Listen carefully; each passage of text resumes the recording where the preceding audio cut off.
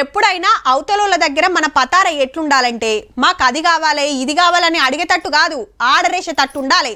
అప్పుడే అవతలోళ్ళు మన మాట వింటారు, చేస్తానికి ఆలోచన చేస్తారు. అట్లా కాలేదంటే చేస్తాం చూస్తామని ఏండ్లక మనం జరుపుతూనే ఉంటారు. రాజకీయాల్లో గిసొంటి అవకాశాలు అంటే చాలా తక్కువ వస్తాయి ఉల్లా.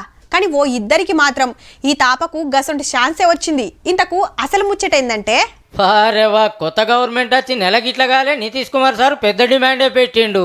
బీహార్ రాష్ట్రానికి ప్రత్యేక హోదా ఇయ్యాల్సిందే అని జేడీయూ పార్టీ తీర్మానం చేసింది. మా రాష్ట్రం మస్తు వెనకబడ్డది, జప్పున డెవలప్ కావాలంటే సెంటర్ వాళ్ళు స్పెషల్ స్టేటస్ ఇయ్యాలని డిమాండ్ పెట్టింది బాజాప్తా.